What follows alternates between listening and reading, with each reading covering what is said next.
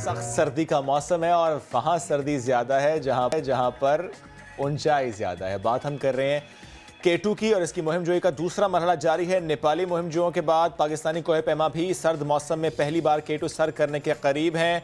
मंसूबे के मुताबिक पाकिस्तानी कोहे पैमा मोहम्मद अली सतपारा और उनके बेटे Sajid Satpara along with another member जो कि गैर मुल्की हैं जॉन स्नोर और उनके अलावा जो है ज़ाहिर टीम में और भी लोग मौजूद हैं। लेकिन कहा यह जा रहा है कि एक जो मेंबर है उसकी तबीयत ख़राब हुई है और उनको इस वक्त जो है एवैक्यूएट कर लिया गया। वहाँ से हेलीकॉप्टर कुछ देर पहले वहाँ पर पहुँचा था और उनको यहाँ से ले गए हैं। सवाल हम ये आज कर रहे हैं कि जब हम नेपाली कोहे पैमाओं की बात करते हैं, दे were supported with the financiers, लेकिन अब जब हम बात कर रहे हैं अपने बड़े प्यारे शख्स की, अपने पाकिस्तानी की, जो कि पाकिस्तान का परचम वहाँ लहराने की ख्वाहिश लेकर निकला, सपोर्ट हासिल नहीं है उसको किसी की, वो खुद जा रहा है। बिल्कुल, और जो करंट स्टेटस है हम उसके मनासिर भी आपको दिखा रहे हैं। और जनाब अली सतपारा जो है वो अपनी अपडेट ट्विटर पर आवाम के साथ शेयर करें। इंतहाई सख्त सर्दी है, देख के हमें सर्दी लगने लगी है और दिखा देते हैं मनासिर।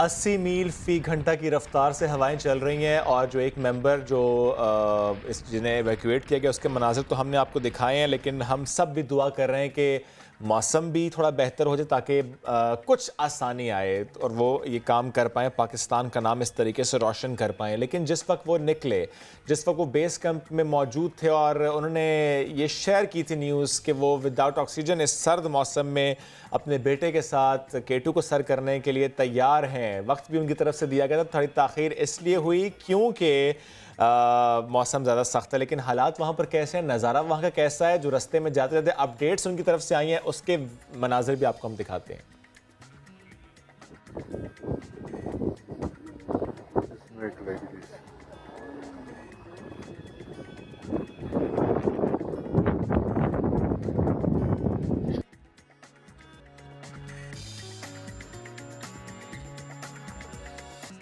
का सफ़र कैसा जा रहा है ये तो आप देख रहे हैं, लेकिन ये सफ़र जब शुरू हुआ उसकी कहानी भी आपके सामने हम आइंदा आने वाले शोज़ में लेकर आएंगे।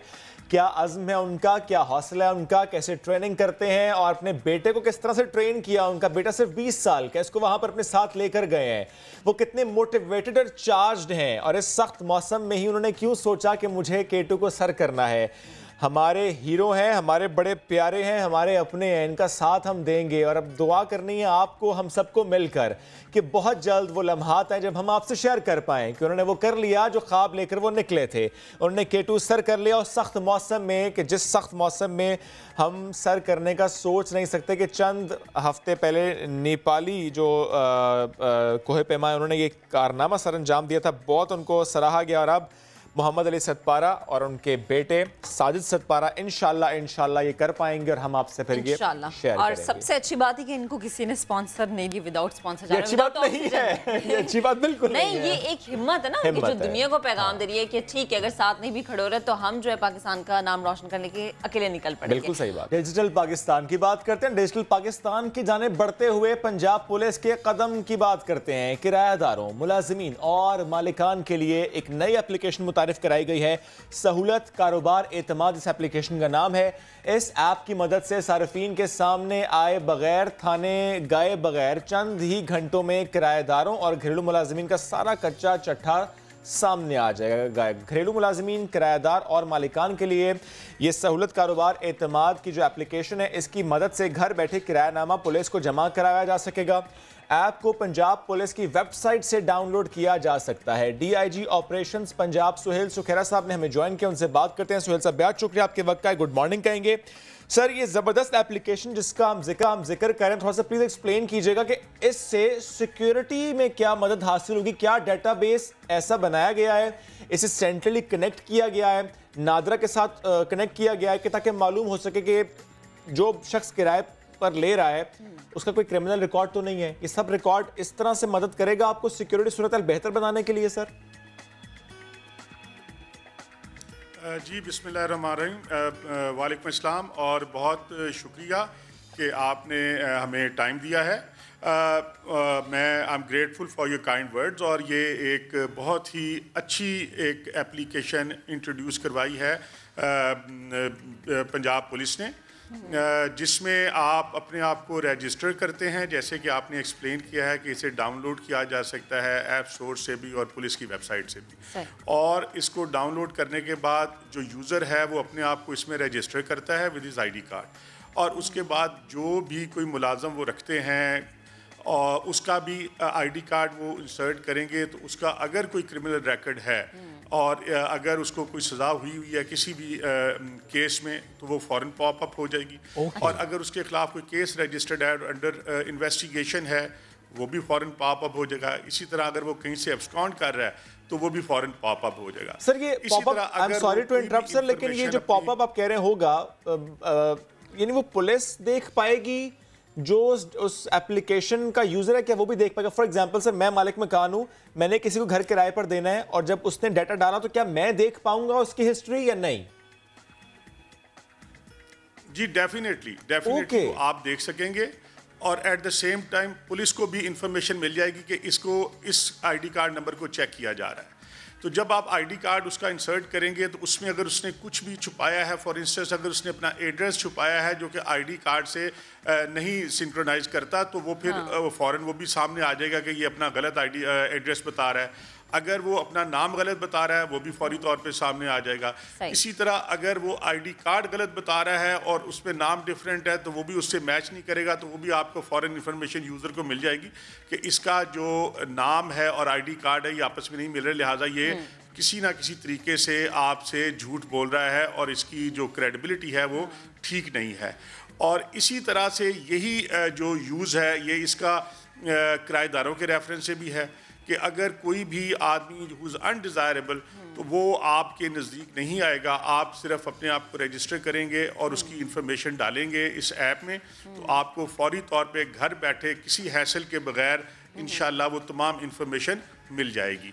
और इससे मैं समझता हूँ कि ये जो घरों में चोरियाँ हो जाती थी, ख़वातीन आती हैं, ख़ास तौर पे हमारी बच्चियाँ जो हैं जो कि थाने जाने से ज़रा अवॉइड करती हैं और उसके अदरवाइज़ भी एक प्रोसेस है, तो उसे अवॉइड करने के लिए पंजाब पुलिस ने आईजी पंजाब इनाम गनी साहब जो हैं ये उनका बेसिकली ब्रेन चाइल्ड था, तो उन्होंने ये और भी मैं आपसे डिस्कस करूंगा 2-3 एप्लीकेशंस हैं जो हमारी जनरल जो पब्लिक है उसके लिए बहुत यूज़फुल होंगी कि ये आप घर बैठे हमारी ख़वातीन भी जो थोड़ी सी भी इससे मानूस हैं फ़ोन से, तो वो इससे डिग आउट कर सकती हैं कि जो मासी को रख रही हैं, कोई मुलाजमा रख रही हैं, तो उसका कोई क्रिमिनल रिकॉर्ड तो नहीं है। जैसे आप देखते हैं कि नॉर्मली होता ये है कि ख़वातीन को आप एम्प्लॉय करते हैं और 2-3 दिन के बाद पता चलता है वो घर का सफाया हो गया या वो किसी खुदा न खास्ता चोर डकैत को एंगेज करते हैं और वो रॉबरी कमिट हो जाती है या चोरी हो जाती है।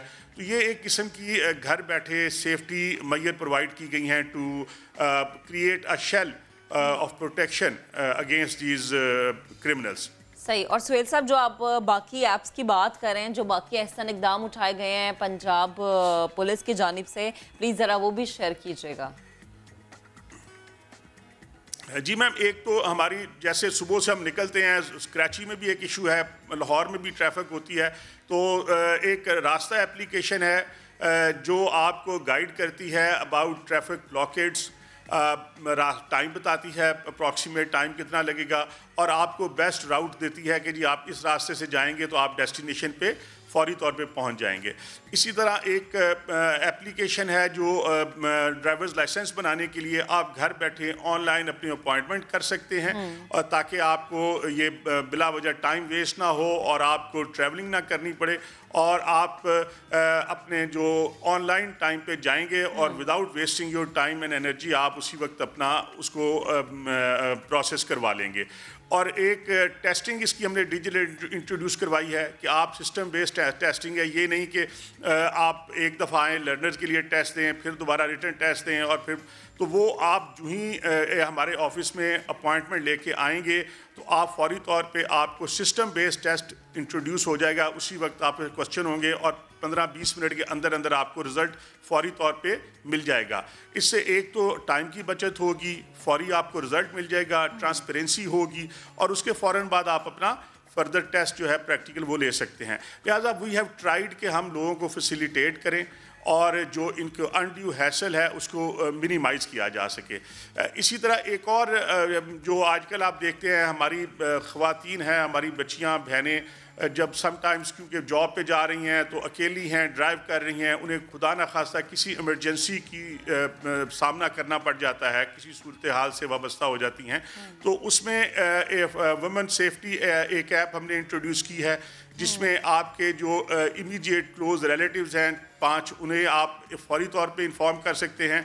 और एक it is just a push button away कि आप वो करेंगे तो उससे फौरी तौर पे पुलिस से रब्ता भी हो जाएगा और वो किसी भी इमरजेंसी की सूरत में एक तो फौरी तौर पे इतला हो जाएगी आपके तमाम क्लोज जो रिलेटिव्स हैं जिन्हें आप इतला करना चाहते हैं और at the same time police को भी इंफॉर्मेशन फौरी तौर पे मिल जाएगी और उसे वो फौरी तौर पे रिएक्ट करेंगे। यानी तमाम लोग जो हैं वो हमने जी यानी तमाम जो मुश्किलात हैं अब लग ये रहा है पंजाब हुकूमत या पंजाब पुलिस जो इकदाम उठा रही है कि सिर्फ एक क्लिक की दूरी पे आप उन तमाम मुश्किलात का हल ढूंढ सकते हैं। सुहेल सुखेरा साहब बेहद शुक्रिया हमारे साथ मौजूद थे और जो पंजाब इकदाम थे उनसे मुताल्लिक हमसे गुफ्तगू कर रहे थे।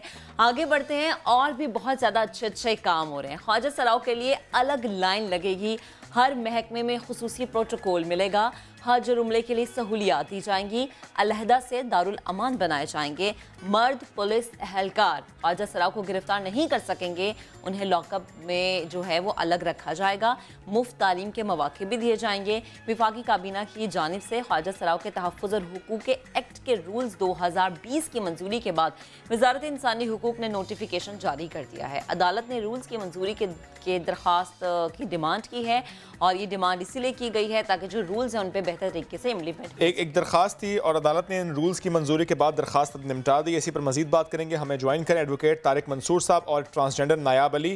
तारिक साहब पहले मैं आपकी तरफ आना चाहूँगा। बहुत अच्छी बात है, बहुत अच्छी खबर है ये कि मुख्तलिफ सेक्टर्स में ट्रांसजेंडर्स के लिए सिचुएशन अब बेहतर होगी। सर थोड़ा सा आप मुझे प्लीज़ बताएंगे, ज़रा दरख्वास्त गुजार हैं आप और आपने ये दरख्वास्त दायर की थी, थोड़ा अहाता कीजिएगा। दरख्वास्त आपने दायर की, फिर क्या हुआ, उसके बाद अब रूल्स बनने के बाद दरख्वास्त निपटा दी गई है? देखिए मेरा नाम तारिक मंसूर है, मैं मेंबर भी हूँ human rights commission of Pakistan का और एमनेस्टी इंटरनेशनल यूके का। हम इन्फोर्समेंट ऑफ फंडामेंटल राइट्स के लिए सब काम कर रहे हैं। मैंने इंडिविजुअल कैपेसिटी में 2019 में ट्रांसजेंडर प्रोटेक्शन ऑफ राइट्स के लिए जो है एक एप्लीकेशन फ़ाइल की कि उनको आर्टिकल 9 के तहत राइट टू लाइफ और आर्टिकल 25 के तहत इक्वालिटी सिटीजन्स का स्टेटस दिया जाए। इस ज़मीन में जो है इसमें मिनिस्ट्री ऑफ ह्यूमन राइट्स को भी पार्टी बनाया गया, फेडरेशन को, और ताकि उनके लिए मौसर कानून साजी हो सके, उनके रूल्स रेटिफाई हो जाएँ। Transgender protection of rights act जो है वो 2018 में प्रोमलगेट हुआ, बट अनफॉर्चुनेटली जो उसमें ऑब्लिगेटरी रिक्वायरमेंट थी फेडरेशन की, जिसमें फेडरेशन ऑफ पाकिस्तान को थ्रू फेडरल गवर्नमेंट को पाबंद किया गया था कि वो अपनी ऑब्लिगेशंस को सेक्शन 6 के तहत मतलब इम्प्लीमेंट करे, जो अनफॉर्चुनेटली नहीं हो सका। यही नहीं, फंडामेंटल राइट्स में जो सेक्शन 16 था वो भी इम्प्लीमेंट नहीं हुआ। इसी दौरान यूएन ह्यूमन राइट्स काउंसिल के अंदर जो यूनिवर्सल पीरियोडिक रिव्यू का 28 सेशन हुआ था, उस साइकिल के अंदर भी ये बात डिस्कस हुई इंटरनेशनल लेवल पे। तो हमने फेडरल गवर्नमेंट से और अदालत आलिया में ये दरख्वास्त की कि इसको इम्प्लीमेंट करें ताकि इसमें मौसर कानून साजी हो सके और इम्प्लीमेंटेशन ऑन ग्राउंड हो सके। मगर अनफॉर्चुनेटली ये इम्प्लीमेंट नहीं हो सका और जो है इसलिए हमने नवंबर 2020 के अंदर हमने contempt of court application file की कि रूल्स क्यों नोटिफाई नहीं हो रहे, जिसमें मिनिस्ट्री ऑफ ह्यूमन राइट्स को पार्टी बनाया गया, सेक्रेटरी ह्यूमन राइट्स को कोर्ट ने, अदालत आलिया ने इस पर secretary ministry of human rights को contempt of court notice issue की विद डायरेक्शन कि 45 डेज़ में इसको नोटिफाई किया जाए वरना हम कंटेम्प्ट ऑफ कोर्ट की कार्रवाई करेंगे। तो लास्ट जो हेयरिंग हुई उसके अंदर जो है फिर गवर्नमेंट ऑफ पाकिस्तान ने जो है बाकायदा रूल्स नोटिफाई कर दिए हैं। हम उसमें फेडरल गवर्नमेंट के भी शुक्रगुजार हैं कि पाकिस्तान में जो है last ceremony of holy prophet of constitution of Islamic Republic of Pakistan और यूएन की इंटरनेशनल चार्टर जो आर्टिकल 7 है और universal declaration of human rights जो आर्टिकल 7 है, उसके तहत भी जो अब पाकिस्तान उन मुल्कों में शामिल हो गया है जहाँ तमाम सिटीजन्स को बराबरी के हुकूक हासिल हैं। अब किसी की इस्तेसाल जो ट्रांसजेंडर है उसका नहीं हो सकेगा। यहाँ तमाम इंसानों को मसावी हुकूक हासिल होंगे। ये एक बहुत बड़ी कामयाबी और बहैसियत एज ए नेशन पाकिस्तान जो है अब इंटरनेशनल लेवल पे इक्वालिटी और जो ट्रांसजेंडर कम्युनिटी है उनके लिए बहुत बहुत आसानियाँ पैदा हो गई हैं। आप हमारे साथ रहेगा, नयाब अली भी हमें ज्वाइन कर चुके हैं, उनसे भी बात करेंगे। नयाब, बड़ी अच्छी खबर है ये ख्वाजा सरा कम्युनिटी के लिए, कितनी मेहनत, कितनी जिदोजहद, जिसके बाद ये कामयाबी हासिल हुई। और आपकी कम्युनिटी का क्या रिस्पॉन्स है इस कामयाबी पर? देखिए, सबसे पहले तो गुड मॉर्निंग, बहुत शुक्रिया for having me in your show. और इसके बाद हमारी ट्रांसजेंडर कम्युनिटी हमेशा से हमारा तो वही हिसाब रहा है कि अच्छा अगर हमें कुछ राइट्स मिल गए तो ठीक है, नहीं मिले तो कोई बात नहीं। हमारी तो वायलेंस, तशद्दुद और ये जो डिस्क्रिमिनेशन है इसको बर्दाश्त करने की हम लोगों ने अपनी ज़िंदगी का हिसाब समझ लिया हुआ है। तो लेकिन फाइनली 2 साल गुजरने के बाद 2018 में ये कानून पास हुआ था जिसकी इम्प्लीमेंटेशन का आप अंदाज़ा ये लगा लें कि 2 साल बल्कि 2.5 साल गुजरने के बाद अब जाके कहीं पे रूल्स नोटिफाई हुए हैं। और बिल्कुल we are happy on that कि एटलीस्ट जो है वो कुछ गाइडलाइंस जो हैं, पहले कानून होता था और सिर्फ कानून कहते थे कि ठीक है अब हमने इसको कहाँ पे नाफिज करना है, ये सिर्फ वफाक का कानून है, ये सिर्फ इस्लामाबाद की हद तक है, सूबे इसको ऑन नहीं कर रहे होते थे। तो अब उसके बाद ये होगा कि कुछ ना कुछ जो ऐसी सर्विसेज हैं जिस पे हमेशा डिनाइल पे जाया जाता था। अगर नादरा के पास जाते थे तो दे सेड के हमें जो है वो आपका आईडी कार्ड हम नहीं चेंज कर सकते, हमारे पास क्लियर पॉलिसीज नहीं है, हमारे पास क्लियर रूल्स नहीं है। अगर हेल्थ सेक्टर में जाते थे या किसी बिजनेस स्कीम के लिए जाते थे या एजुकेशनल सेक्टर में जाते थे तो दे रिफ्यूज कि आपका तो खाना कॉलम ही मौजूद नहीं है, आपका जेंडर हमें कोई डायरेक्शन जो जारी नहीं की गई कि हम आपको किस कैटेगरी के तहत जो है वो एडमिशन दें। तो अब ये बहुत सी चीज़ों में क्लैरिटी आएगी। तो we are happy on that कि एटलीस्ट जो है वो कुछ इम्प्लीमेंटेशन की तरफ गवर्नमेंट ने इनिशिएटिव लिया है और इसको जो है वो एक अपनी प्रायोरिटी पे रख के इसको सोचना शुरू किया है। नायाब, लेकिन एक बात बताइएगा, हमने ही एक रिपोर्ट तैयार की थी जिसमें कराची में कुछ ट्रांसजेंडर्स थे, वो मेल थे, वो ट्रांसजेंडर बनकर कराची की सड़कों पर भीख मांग रहे थे। वो कहते हैं हम शादीशुदा हैं, हमारी फैमिलीज़ हैं। अब ऐसे लोग जो कि ट्रांसजेंडर का रूप धार कर इस वक्त मौजूद हैं हमारी सोसाइटी में, अब अगर हम देखें कि मर्द गिरफ्तार नहीं करेगा, खातून अगर गिरफ्तार करेगी, खातून पुलिस एहलकार गिरफ्तार करेगी उसको जो कि इन एक्चुअल मेल है, तो ये तो थोड़ा मामला अजीब हो जाएगा। नहीं, देखिए मैं आपको बताती हूँ कि साबिका जो आईजी इस्लामाबाद थे आमिर जुल्फ़िकार साहब, उन्होंने रिक्वेस्ट की थी कि एक स्टैंडर्ड ऑपरेटिंग प्रोसीजर बनाए जाए जिसमें पुलिस किस तरीके से इंटरेक्ट करेगी ट्रांस ऑफेंडर्स के साथ। तो वो बॉडी सर्च मैकेनिज्म को, तो वो मुझे एजाज हासिल हुआ था कि इस चीज को लिखने का, जिसको उसी डॉक्यूमेंट को एज एन रेफरेंस डॉक्यूमेंट लेके वजारत इंसानी हकूक ने गाइडलाइंस मुरतब की। बिल्कुल सही, ये अच्छी बात है, गाइडलाइंस इस तरीके से मुरतब हो गई हैं कि अब कोई मसला होगा नहीं। बैठ चुके हैं नायाब, साथ मौजूद थी आप, और इसके साथ साथ हमें तारिक मंसूर साहब बैठ चुके हैं। फौरन से एक ब्रेक लेने वापस आएंगे, स्टे विद अस।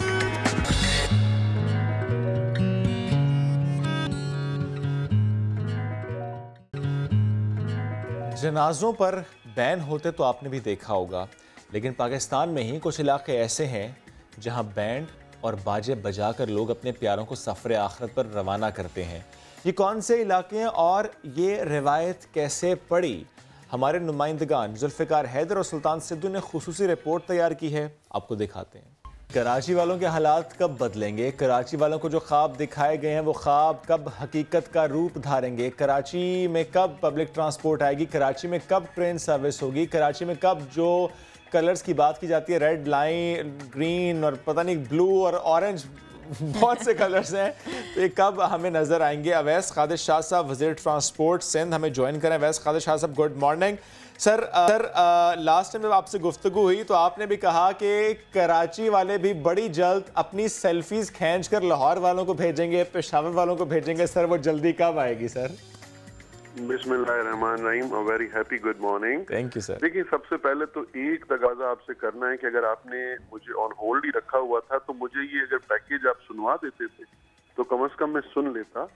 और आपने अपने इंट्रो में 2-3 ऐसी बातें कही जिनका शायद मैं बहुत चैनल्स पे जिक्र भी कर चुका हूँ और इन डिटेल बता भी चुका हूँ, और मैं अपनी उसी स्टेटमेंट पे कायम हूँ कि बहुत जल्द हमारे कराची के भाई बहन भी ये सेल्फियां खींच के पूरे मुल्क में दिखाएंगे कि यहाँ पे भी मोड ऑफ ट्रांसपोर्ट अब एडवांस हो गया है। और अगर आप ये कलर्स की बात करते हैं कि कलर्स में उलझाया हुआ है, देखें ऐसी कोई बात नहीं है। इस साल हम, जो मैंने कहा था पहले, आज मैं वही आपको कह रहा हूं कि मार्च में हम रेड लाइन की ग्राउंड ब्रेकिंग करने जा रहे हैं, जो पाकिस्तान में सस्ते में सस्ती BRT सर्विस, और इस वक्त पाकिस्तान का सबसे बड़ा मेगा प्रोजेक्ट कराची में ग्राउंड ब्रेक होने जा रहा है। बिल्कुल डिले हुआ है, ये माजी में 5-10 साल पहले होने चाहिए थे, ठीक है, कोई भी वजूहात थी, उस पर डिटेल में नहीं जाते।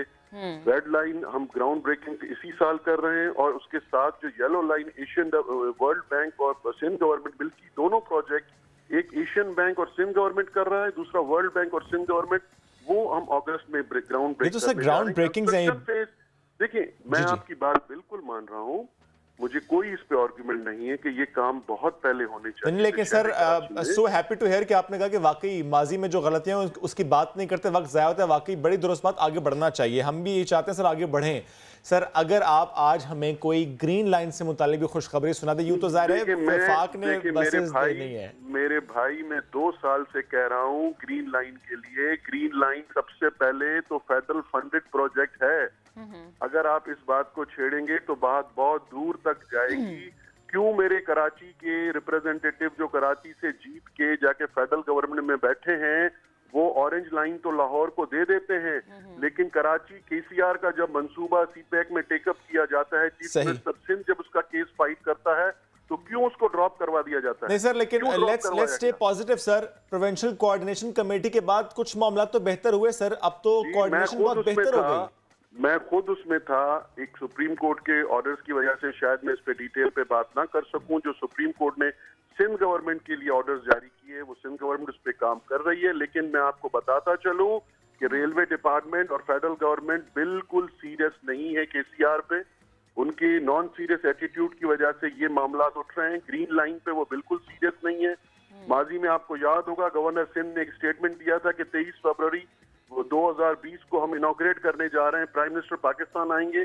मैंने उसी वक्त ये कहा था कि 23 फरवरी हो सकती है 2021 या 2022, 2020 में तो नहीं होगा ये सर। लेकिन इस पर शेख साहब ने तनकीद की थी। शेख रशीद साहब ने कहा था कि हमारा जो काम है वो हम कर रहे हैं। जिस वक्त वो वजीर रेलवे थे, वो कहते हैं लेकिन जो तजावुजात खात्मा, जो सपोर्ट सिंध हुकूमत ने प्रोवाइड करने, वो नहीं दी गई सर। मैंने 2 साल से ये कहता आ रहा हूँ कि शेख रशीद साहब को और मुझे लाइव बिठा दें किसी टॉक शो में, मैं ओपन चैलेंज करता था उस वक्त भी, आज भी कह रहा हूँ कि वो सिर्फ एक काम पॉइंट आउट कर दे जो सिंध गवर्नमेंट ने कबल वक्त नहीं किया, तो मैं अपने ओहदे से हट जाऊंगा या वो रिजाइन कर दें। सर आप बता दें क्या क्या काम सिंध हुकूमत ने करने थे जो कि वक्त पर हुए? गवर्नमेंट की जिम्मे था इंक्रोचमेंट, एंटी इंक्रोचमेंट ड्राइव। आपने सर कंप्लीट नहीं किया वो। देखें, बात सुने, आपको जो रीसेटलमेंट करनी है उसके लिए एक प्लान चाहिए। जितना ट्रैक हमने आपको क्लियर करके दिया है, ये सिर्फ एडमिनिस्ट्रेशन, कराची की एडमिनिस्ट्रेशन ने किया है, सिंध पुलिस ने किया है। इसमें रेलवे की कोई कामयाबी नहीं है। रेलवे वालों ने जो अपने हिस्से के काम करने थे इस वक्त, वो तो इस वक्त तक नहीं पहुंच सके कि उनको अंडर पासेस और ओवरहेड ब्रिजेस कौन से बनवाने। फंड्स तो हम दे रहे हैं, फंड्स तो हम दे चुके हैं, फंड्स हम प्रोवाइड कर चुके हैं, इसमें महीनों गुजर गए, अभी तक वो इसको फाइनलाइज नहीं कर सके, तो वो क्या आगे बात करेंगे? देखिए, सिंध गवर्नमेंट पे ब्लेम करना बहुत आसान है। ठीक है, नहीं सर, आप भी कहते हैं कि जो काम सिंध हुकूमत ने करना था वो मुकम्मल हुआ है। बिल्कुल ठीक है सर, इस पर हम रिस्पांस वफाकी हुकूमत से जरूर लेंगे। वज़ीर रेलवे आज़म सवाती साहब से अब लेंगे कि उसमें फिर इशू क्या है। सर एक बात और बता दें, एक सर बड़ा अच्छा काम हुआ था कराची में, क्योंकि ज़ाहिर है सबसे बड़ा शहर है, लोग कम्यूट करते हैं।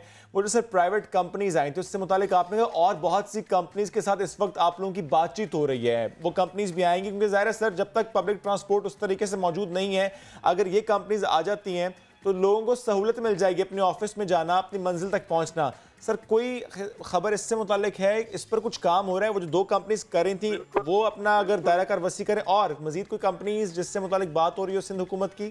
देखें, बिल्कुल ये बात ठीक है, आपकी बात जो आप क्वेश्चन कर रहे हैं, लेकिन कोविड की वजह से जो भी चीजें हैं कोविड की वजह से all over the world effect आया है कंपनीज के ऊपर। एयरलिफ्ट और सिविल जो अच्छी कंपनीज थी जिनको हमने यहाँ पे बिजनेस एटमॉस्फेयर प्रोवाइड किया, वो आए और उनकी सबसे बड़ी फ्लीट्स मेरे शहर कराची में थी। कोविड की वजह से ऑल ओवर द वर्ल्ड उनका जो सिस्टम है वो इफेक्ट हुआ है और उन्होंने जो ऑपरेशंस हैं बहुत लिमिटेड कर दिए हैं। दूसरी कंपनीज जो पाइपलाइन में थी जिनसे बात हो रही थी, और कुछ हमारे लोकल यहाँ के ट्रांसपोर्टर्स भी हैं जिन्होंने इस तरह की अपग्रेडेड ट्रांसपोर्ट सेट बनाई हुई है और वो उस पर एप्लीकेशन लेके आ रहे हैं, जाकि कंप्यूटराइज जिस तरह एयरलिफ्ट और सिविल काम कर रही थी उस तरह वो भी कंपटीशन में एंटर हो सके। लेकिन देखिए कुछ दिनों में इंशाल्लाह लिमिटेड ऑपरेशन कराची में इनका स्टार्ट हो जाएगा। मैं इनको कन्विंस कर रहा हूं क्योंकि ऑल ओवर द वर्ल्ड ये बहुत मल्टीनेशनल कंपनीज हैं और मेरी कोशिश होगी कि जितना जल्दी हो सके कि प्राइवेट सेक्टर से जितनी कंपनीज को इनकरेज कर सकें वो आ जाएं, क्योंकि ये इस शहर में अब अगर हम भी अपनी बसेस ला रहे हैं इसी साल तो उन बसेस के अलावा भी हमें प्राइवेट सेक्टर की जरूरत पड़ेगी कि ताकि हम अपने मोड ऑफ ट्रांसपोर्ट को एडवांस कर सकें और फैसिलिटी प्रोवाइड कर सकें। ठीक है, अवैस कादिर शाह साहब हमारे साथ मौजूद थे, बेहद शुक्रिया आपका। और कराची वालों के लिए एक उम्मीद की किरण ही है कि आने वाले वक्त में जो है जितनी जल्दी वो कह रहे हैं कि काम होगा, अल्लाह करे उतनी जल्दी, अल्लाह करे इतनी जल्दी काम में भी हम एक ब्रेक लें, वापस आते हैं।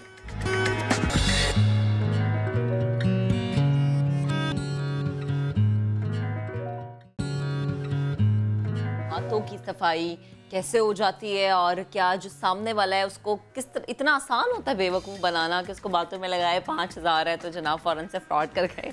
इसी पर बात करने के लिए हमें ज्वाइन किया प्रोफेसर मोइज साहब ने। हमने पहले हमारा जो है उनसे राबता बहाल नहीं हो पा रहा था, अब हमें वो ज्वाइन कर चुके हैं। डॉक्टर साहब, कैसे किसी को बातों बातों में आप बेवकूफ़ बना लेते हैं? क्या कोई बहुत आसान से ट्रिक है, कोई साइंस है, ये किस तरह से कर लेते हैं लोग? बिस्मिल्लाहिर्रहमानिर्रहीम, अस्सलाम वालेकुम जी। ये वाकया सुन के मुझे हैरत होती है कि हम बज़ाहिर इतनी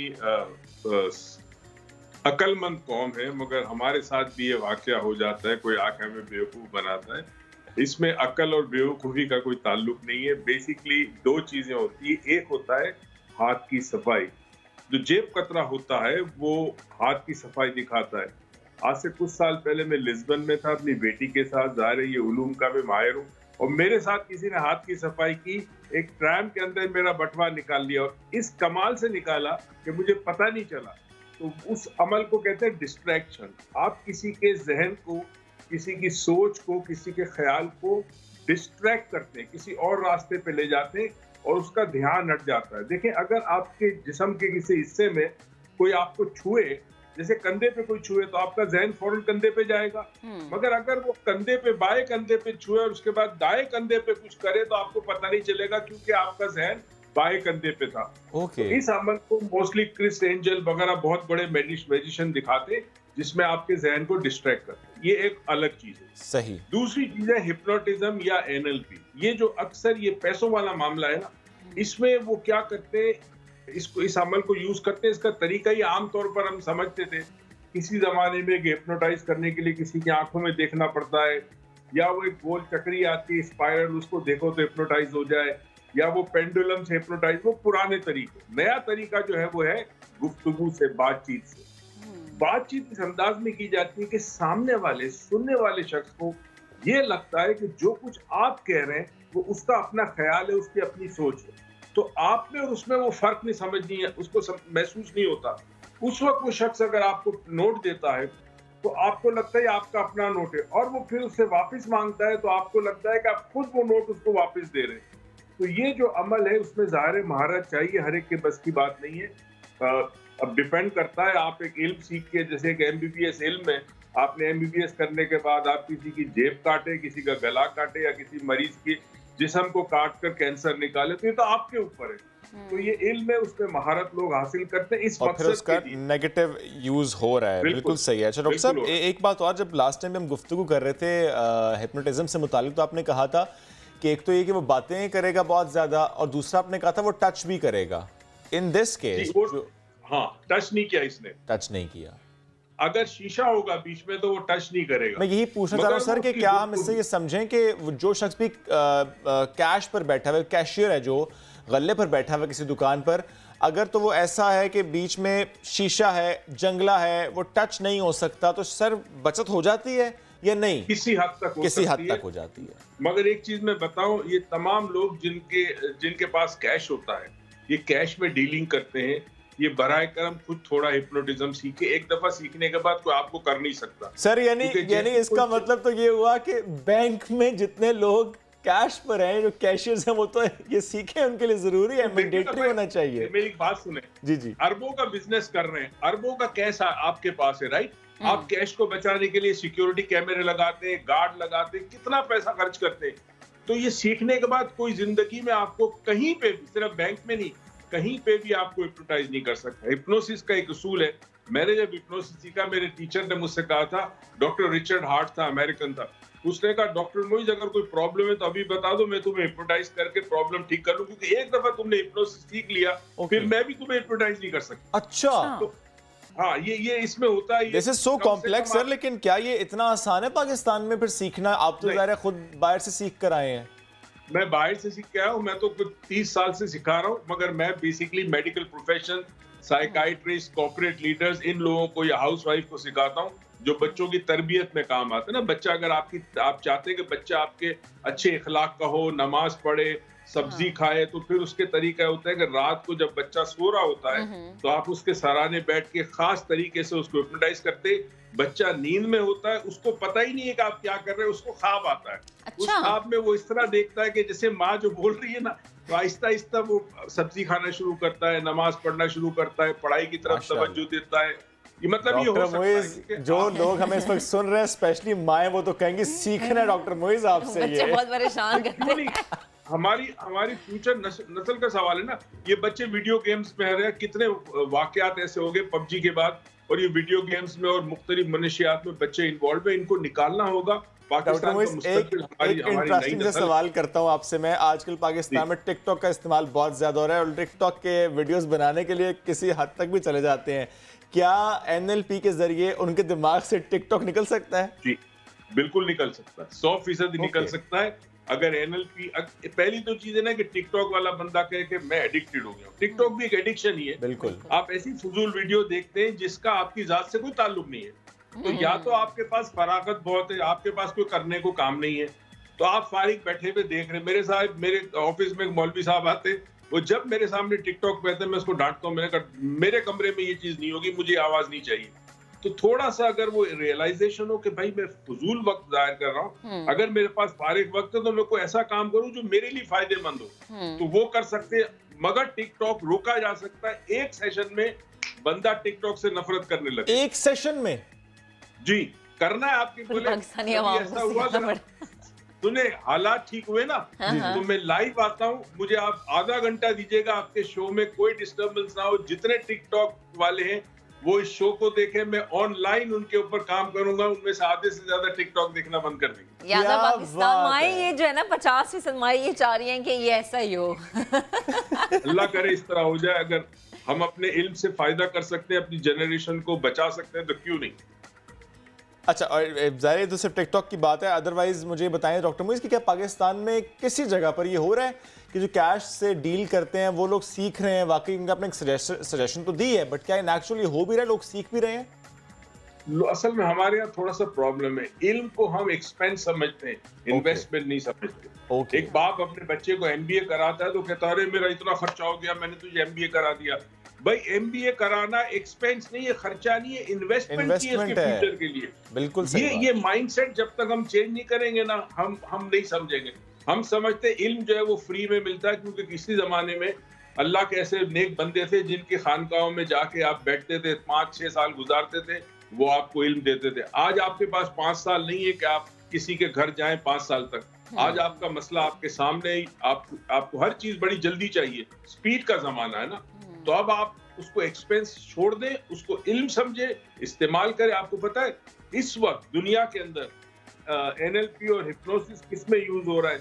मेडिकल में यूज हो रहा है, साइकाइट्री में यूज हो रहा है, पेन मैनेजमेंट में यूज हो रहा है, पेनलेस चाइल्ड बर्थ में यूज हो रहा है, बच्चों की तरबियत में यूज हो रहा है, एजुकेशन में यूज हो रहा है। आपने जिस तरह उसने बताया कि डेंटिस्ट्री में यूज हो रहा है कि विदाउट एनी इंजेक्शन वो दांत अगर निकालना हो तो वो भी निकल जाता है। ये तो बड़ी मजे की बात है। और ये बताएं सर मुझे, बिल्कुल ठीक है सर, ये जो NLP है इसका अगर हम कोर्स पाकिस्तान में इस वक्त अगर बात करें, कोई करना चाह रहा हो तो सर कितनी ज़्यादा अपॉर्चुनिटीज़ हैं या कितनी ज़्यादा ऑप्शंस हैं कि वहाँ जाकर हम सीख पाते हैं? और रफली इन्वेस्टमेंट कितने की होगी? मैं खर्चा नहीं पूछता। बहुत बड़ी नहीं, पाकिस्तान से बाहर तो एनएलपी, असल में एनएलपी इन्होंने क्या किया है, एक अपनी जागीर बनाई है। जिन लोगों ने डेवलप किया था उन्होंने इसको अपनी जागीर बनाया हुआ और बहुत महंगा करते हैं। मसलन एनएलपी पाकिस्तान से बाहर अगर आप यूरोप चले जाएं या अमेरिका चले जाएं तो 3,000-4,000 डॉलर का, यानी 3.5 लाख 3 लाख का कोर्स है ये, ठीक है।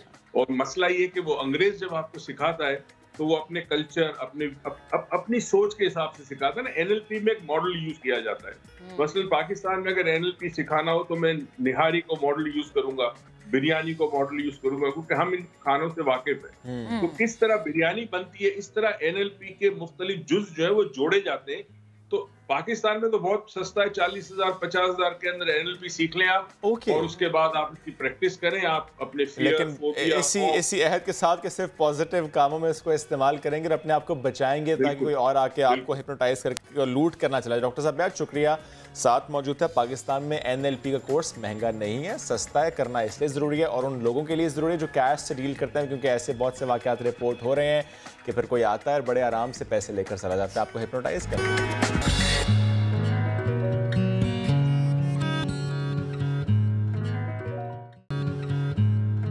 से मुतालिक बात करते हैं और ट्रैफिक से जुड़े बहुत से अहम मामलात का जिक्र कर लेते हैं। हम अक्सर हादसात की बात करते हैं, हम अक्सर ट्रैफिक के दबाव की बात करते हैं। शाम हो जाती है, ट्रैफिक जैम हो जाता है, ट्रैफिक पुलिस एहलकार हमें नज़र आते हैं, हर जगह पर नज़र आते हैं, बट स्टिल सबसे बड़ा शहर है, आबादी बहुत ज़्यादा है, ट्रैफिक बहुत ज़्यादा है। इसके साथ साथ ज़ाहिर है ट्रैफिक का मसला भी है जो कि हम देखते हैं कि वक्त के साथ बढ़ता चला जा रहा है। क्यों? क्योंकि ज़ाहिर है यहाँ पर मास ट्रांजिट सिस्टम्स मौजूद नहीं हैं, लोग अपनी अपनी गाड़ियों पर निकलते हैं, बाइक्स पर निकलते हैं और इसकी वजह से हम देखते हैं ट्रैफिक का दबाव होता है। सड़कें कुशादा हो नहीं सकती, ऑप्शन नहीं है और ट्रैफिक है कि वो बढ़ती चली जा रही है। इकबाल दरा साहब DIG traffic police is with us today, उनसे बात करते हैं। अस्सलाम वालेकुम सर। वालेकुम सलाम सर, बहुत शुक्रिया आपने वक्त दिया। सर सबसे पहले तो हम बात कर लेते हैं, ज़ाहिर है इंटरनेशनल क्रिकेट की वापसी है, हम सब बहुत खुश हैं, हम अप्रिशिएट करते हैं अपने इदारों को भी जिनकी वजह से ज़ाहिर है ये पॉसिबल हो पाया। बट सर तनकीद भी लोग करते हैं जब लोग अपने घरों में ताख़ीर से पहुँचते हैं, जब अपने ऑफिस में ताख़ीर से पहुँचते हैं, जब सड़कों पर उन्हें घंटों रहना पड़ता है just because of the fact कि ट्रैफिक का दबाव होता है और कुछ शाहराहें बंद होने की वजह से वो जा नहीं पाते। बिकॉज ज़ाहिर है आप लोगों ने मुतबादिल निज़ाम तो बनाया होता है बट स्टिल वो नाकाफ़ी होता है। Sir is it the biggest challenge right now to manage the traffic because of this?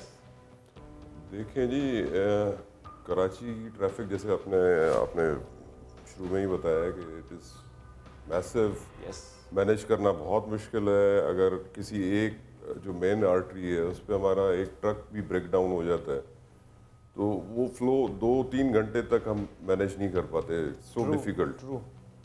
उस तरह के माहौल में साउथ अफ्रीकन क्रिकेट टीम को VVIP स्टेटस दिया गया है और definitely security has a prime importance.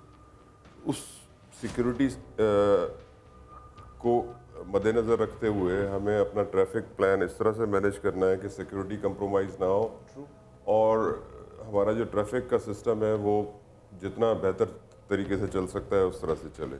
Okay, ठीक है सर, साथ रहिएगा। मैं बात तो कर रहा हूँ इस वक्त ट्रैफिक के निज़ाम से मुतालिक। ज़रा स्टेडियम में आज से जिस तरह मैचेस का आगाज़ हो रहा है, लेकिन इसके साथ साथ हम ये भी बात कर लेते हैं कि बहुत से हादसात रिपोर्ट होते हैं। जब ट्रॉलर को कहा जाता है कातिल ट्रॉलर, जब एक डंपर को कहा जाता है कातिल डंपर। गलती किसी की भी हो सकती है, ज़ाहिर है जब ट्रैफिक रोड पर होती है कोताही किसी से भी हो सकती है, लेकिन वो कोताही किसी की जान ले जाती है। 2 रोज़ कबल रात को करंगी 5:30 पर एक हादसा रिपोर्ट होता है, 9 साल की बच्ची की जान चली जाती है, उसके वालिदैन और भाई मौजज़ाना तौर पर बच जाते हैं। पर रिपोर्ट तैयार की और फिर इन हादसों से मुतालिक बात करेंगे, प्लीज़ साथ रहिएगा। शहर कायद में हर गुजरते साल के साथ हैवी ट्रैफिक लोगों की जानें निकल रहा है।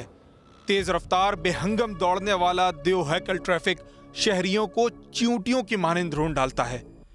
साल 2019 के 233 ट्रैफिक हादसात में 854 शहरी जान से गए, जिनमें 141 शहरी ट्रक, ट्रॉलर और डंपर का निशाना बने, जबकि 125 अफराद को हैवी ट्रैफिक ने जख्मी कर डाला।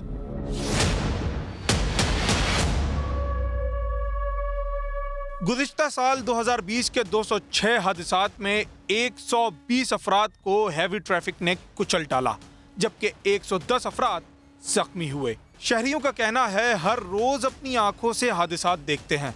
बाइक वालों का ही होता है ज़्यादातर, क्योंकि हेवी ट्रैफिक के साथ ही चल रहे होते हैं। वो ये है कि ट्रैफिक बहुत है। कायदाबाद तक अगर मैं बात करूं तो फ्लाईओवर्स नहीं है, ट्रैफिक सार्जेंट्स नहीं है, सिग्नल्स नहीं है, लोग अपनी मर्जी से क्रॉस कर रहे होते हैं रोड्स, ट्रैफिक रॉन्ग वे आ रही होती है, ट्रैफिक जैम का इशू भी यहाँ बहुत ज़्यादा होता है, जिसकी वजह से हादसा भी होते हैं। हेवी ट्रैफिक का टाइम होता है मेरे ख्याल में, जहाँ तक मैंने सुना है कि मेरे ख्याल में 9-10 बजे के बाद होता है, लेकिन चल रही है सब, कोई पूछने वाला नहीं। रवां साल भी पहला महीना खत्म होने से पहले ही भारी भरकम गाड़ियों ने 6 अफराद को मौत के घाट उतार डाला, जबकि 10 अफराद शदीद जख्मी हुए। हुकूमत ने हेवी ट्रैफिक के औकात तो मखसूस किए हैं, मगर ये दिन और रात जब चाहे सड़कों पर उमड़ आते हैं और कोई रोकने वाला नहीं होता। सुबह 6 बजे बंद हो जाता है, रात को 11 बजे खुलती है, और 10 व्हीलर जो है सुबह 6 बजे बंद होते हैं 10 बजे तक, फिर 10 बजे से 4 बजे तक खुलते हैं, फिर 4 बजे से 8 बजे बंद होते हैं, 8 बजे के बाद फिर वो खुलते हैं 10 व्हीलर। ट्रैफिक कवानीन की खिलाफ वर्जी और सिस्टम की नाअहली हर साल मासूम जानों के नुकसान का सबब बनती है। कैमरामैन कासिम रईस के साथ साबरी समा, कराची।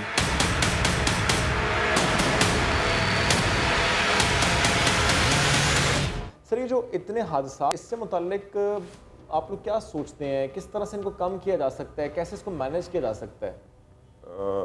देखें, डंपर की मूवमेंट चूँकि ये एसेंशियल उसमें कंस्ट्रक्शन इक्विपमेंट में आता है, तो इसकी कोई टाइमिंग तो नहीं है। They can move around the city during day time. Okay. इसमें जो फैक्टर्स हैं इन्वॉल्व, वो ये है कि एक तो उसकी गाड़ी की फिजिकल फिटनेस है। अच्छा। That is of prime importance कि उसका जो ब्रेकिंग सिस्टम है वो ठीक काम कर रहा है या नहीं कर रहा है।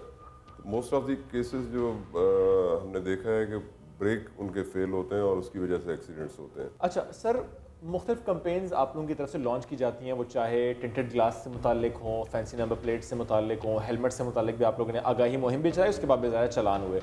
अगर आप मुझे इसके फिगर्स शेयर कर सकें कि कितने चालान हुए टिंटेड ग्लास से मुतालिक, हेलमेट ना पहनने की वजह से, अपने लेन को फॉलो ना करने से मुतालिक, अगर शेयर कर पाएँ। इसमें मैं गुजारिश करता चलूँ कि इस दफ़ा जो मुहिम थी वो थोड़ी सी डिफरेंट थी। अच्छा। पिछली मुहिम जो भी होती रही है इस तरह की, उससे कि कोर्ट के ऑर्डर से हमने पहले जनरल पब्लिक को इन्फॉर्म किया थ्रू मीडिया, अखबारों में दिया कि जी 15 डेज़ का टाइम है, आप अपनी प्लेट्स चेंज कर लें और टिंटेड ग्लासेस उतार लें, और 15 डेज़ का हमने टाइम देने के बाद अपनी जो ये कैंपेन थी, स्पेशल कैंपेन, उसको स्टार्ट किया। Okay. This time it was different in another way कि हमने CPLC को इन्वॉल्व किया, और हमारी सारी जो डिस्ट्रिक्ट्स की टीमें थी उसमें CPLC के नुमाइंदे भी शामिल थे। ओके। तो कोई हमने 10 दिन के करीब ये कैंपेन चलाई, और कल ये ख़त्म हुई है। और ख़त्म से मुराद ये नहीं है कि हमेशा के लिए ख़त्म हो गई। ओके।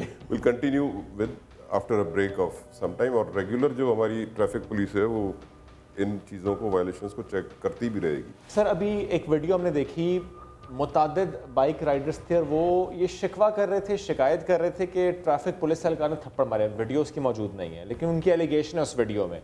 वो ये कहते हैं कि बदतमीज़ी की है, वो ये कहते हैं कि हमें थप्पड़ मारे हैं, वो ये कहते हैं कि हमारे पास लाइसेंस भी है, वो कहते हैं हेलमेट भी। सर, मेरा सवाल यह है, अगर लाइसेंस भी था, हेलमेट भी था, कोई वायलेशन नहीं थी, थप्पड़ क्यों पड़े सर उनको? लेकिन आप देखें इस वीडियो में एक इम्पॉर्टेंट चीज़ है कि किसी भी बाइक राइडर ने हेलमेट नहीं पहना। एग्जैक्टली नहीं पहने सर। अच्छा, और एलिगेशन किसी पुलिस एहलकार पे ये नहीं लगा कि उन्होंने पैसे मांगे।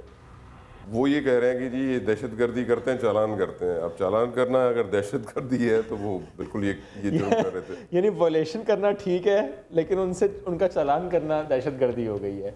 सर, वैसे ये बाइक वाले इतना जो गुस्सा दिखाते हैं, सर क्या इतनी हैवी पेनल्टीज आप लोग करते हैं कि उनको वीडियोस बनानी पड़ती हैं, उनको अपने इस गुस्से का इजहार करना पड़ता है? नहीं, देखें, बाइक वाला होता तो गरीब तबके से ही है ना, जो बाइक पे घूम रहा है। और हमारे पुलिस वाले तो बहुत ही they are soft on them कि एक बाइक वाला है जो मोबाइल पे भी बात कर रहा है, वन वे के अगेंस्ट आ रहा है, हेलमेट भी नहीं पहना हुआ, दे डोंट इशू मल्टीपल चालान, फिर भी उसको एक ही वायलेशन की चालान करते हैं। तो दैट वे रहम दिल पुलिस है सर। वरना चाहे तो कर सकते हैं, ज़रा वायलेशन बिल्कुल लीगली दे आर एम्पावर्ड। बिल्कुल सही बात है सर। क्योंकि उससे पहले हम बात कर रहे थे डंपर से मतलब एक सवाल चूंकि मेरा रह गया था सर, ये जो किमाड़ी से कोरंगी तक डंपर्स जाते हैं, ट्रॉलर्स जाते हैं, कंटेनर्स जाते हैं, जो टाइम फिक्स है इनका रात में जाने का, सर क्या वो फिक्स्ड है? इस पे इम्प्लीमेंटेशन में या इसमें थोड़ी बहुत गड़बड़ होती है? क्योंकि लोग शिकायत करते हैं कि some times during the day hours वो देखते हैं इन कंटेनर्स को। Is it true?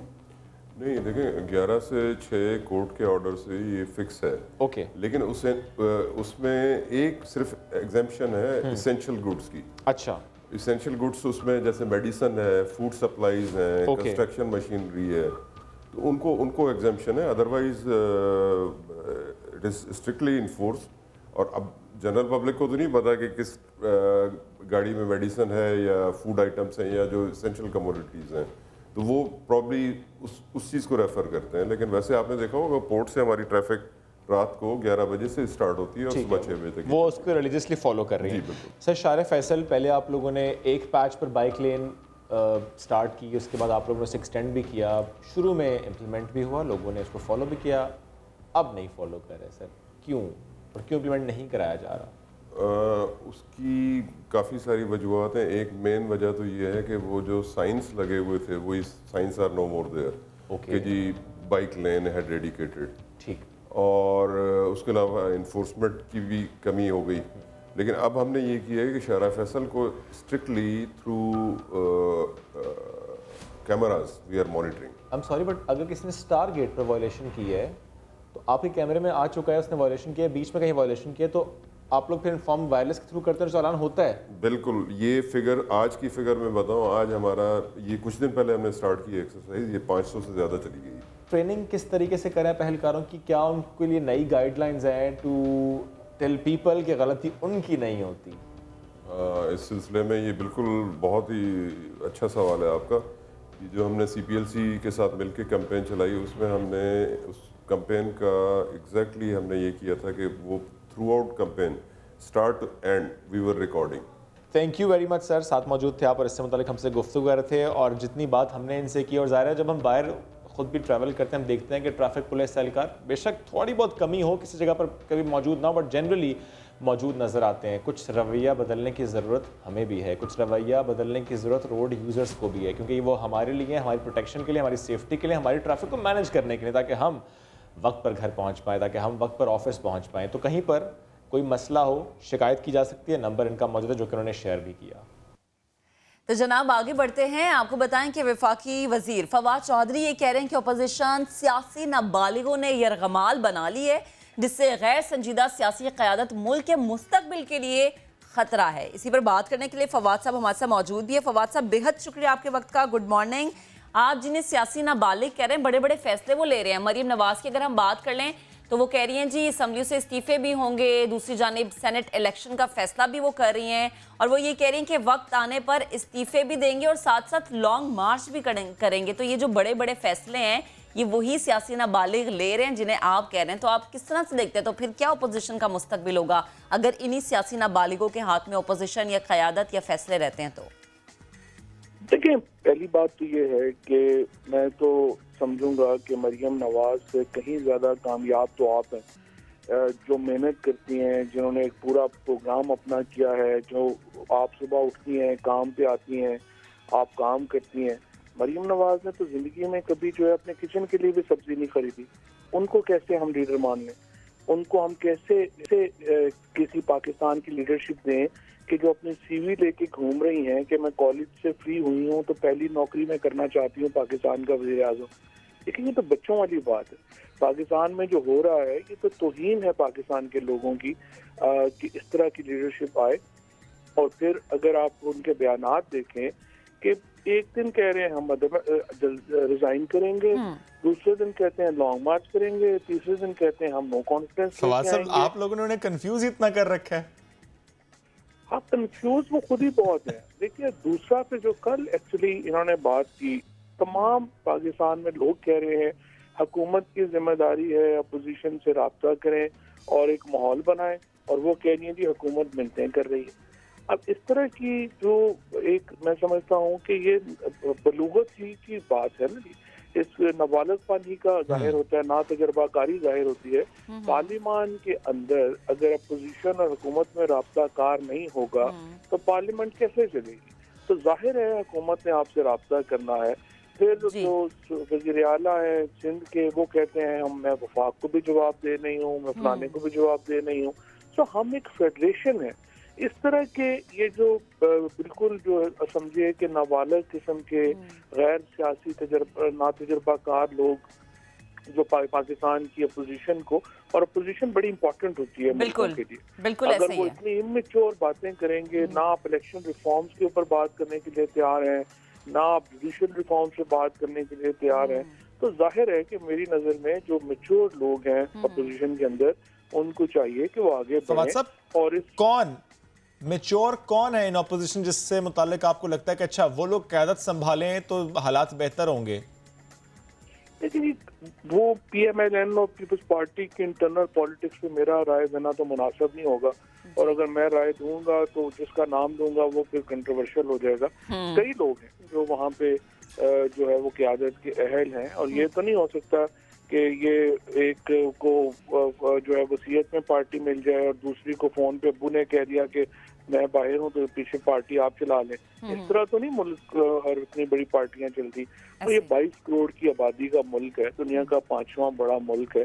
तो मेरा ख्याल है पीपल्स पार्टी और PMLN के जो लीडर्स हैं, सीनियर लीडर्स हैं, उनको अपनी जिम्मेदारी का एहसास करना चाहिए और उनको आगे बढ़ के मामलात को संभालना चाहिए। तो फवाद साहब एक कमेंट आप फिर बिलावल भुट्टो जरदारी पे भी कर दें, क्योंकि तहरीक अदम एतमाद की बात तो वो भी कर रहे हैं, और फिर शेख साहब तो ये कहते हैं कि बिलावल वो कर रहे हैं जो उनके वालिद कह रहे हैं, और उनके वालिद आसिफ अली जरदारी जिन्हें मुफाहिमत का बादशाह कहते हैं। देखिए ये वो जरदारी हो, नवाज शरीफ हो, ये तो अब माजी के किस्से हैं। ये तो अपनी सारी जो सियासत है कर बैठे हैं। अब उनको चाहिए अपनी सेहत वगैरह के मामलात के ऊपर तवज्जो दिया करे, डॉक्टर्स वगैरह के पास ज्यादा वक्त गुजारा करे। ये यानी आप मानते हैं नवाज शरीफ साहब वाकई बीमार हैं? इस उम्र में तो होंगे, बीमार तो है ना। वो हर वक्त पिज्जा की शॉप पे बैठे रहते हैं, उसके बजाय क्लिनिक वगैरह में जाएंगे तो ठीक होंगे ना। वो कभी एक रेस्टोरेंट पे होते हैं, कभी दूसरे रेस्टोरेंट में होता है। मेरे ख्याल में तो उनकी जल्दी लंदन के रेस्टोरेंट्स की रिव्यू की किताब आ जाएगी जिस हिसाब से वो चल रहा है। तो उन्हें चाहिए कि अपनी सेहत पे तवज्जो दें। मैं तो चाहता हूँ ये करें। अच्छा फवाद साहब, एक बात ये भी कही जाती है और आवाम की तरफ से तनकीद के अंदाज में कही जाती है कि सारा फोकस है कि नवाज शरीफ साहब वापस आएँ। बेटी तो यहाँ पर खुलेआम फिर रही हैं, बयानबाजियाँ भी कर रही हैं, तनकीद भी कर रही हैं, इदारों को ललकार भी रही हैं। उनके हवाले से हुकूमत कुछ नहीं कर रही कि वो रोक पाए, हुकूमत रोक पाए उनको इन बयानबाजियों से? देखिए हमारा फोकस ना नवाज शरीफ है, ना मरियम है, ना कोई हमें जेलों में रखने का शौक है। अच्छा। बड़ी सिंपल बात है, उन्होंने पाकिस्तान से जो पैसे लूटे वो पैसे पाकिस्तान में वापस करें। उनके ऊपर 7 केस हैं। उन केसेस के अंदर जो उनके ऊपर एलिगेशंस हैं वो सारे बड़े संगीन हैं, और जो ओवरऑल जैसे आप ब्रॉडशीट में भी अगर आप देखें, आप अंदाजा लगाइए, सिर्फ आप पैसों का अंदाजा लगा लीजिए कि सन 2000 में शहबाज शरीफ साहब $75 लाख नैब को दे रहे हैं, जब डॉलर 50-55 रुपए का था, और $100 मिलियन की इनकी जायदादें सऊदी अरेबिया, UAE और UK में हैं, एवन फील्ड अपार्टमेंट्स के अलावा। सन 2000 में इनकी ये जायदादें हैं। तो आप अंदाजा लगा लें कि पाकिस्तान को किस तरीके से यहाँ पे प्लंडर किया गया, किस तरीके से लूटमार की गई। जाहिर है कि हम चाहते हैं कि वो पैसा वापस आए। सर लेकिन जो गुफ्तगू आप इस वक्त कर रहे हैं, ज़ाहिर है आप उस कमेटी का हिस्सा हैं। ब्रॉडशीट के शफाफ तहकीकात के बाद हकाइक सामने लाने की जो बात की है इमरान खान साहब ने, सर कब तक ये हकाइक सामने आ जाएंगे? चूँकि जो गुफ्तगू आप कर रहे हैं वो भी यही शो कर रही है कि चीज़ें कुछ सामने तो आ गई हैं। कल तक कमेटी मुकम्मल हो जाएगी, कल तक ये कमीशन मुकम्मल हो जाएगा। आज इंशाल्लाह काबीना जो है वो मंजूरी देगी अच्छा कमीशन की, तो उसके बाद कल तक मुकम्मल हो जाएगा। तो अगले 45 दिन में कमीशन ने अपना काम जो है वो करना। ठीक है फवाद साहब, बेहद शुक्रिया, आप हमारे साथ मौजूद थे और फरमा रहे थे।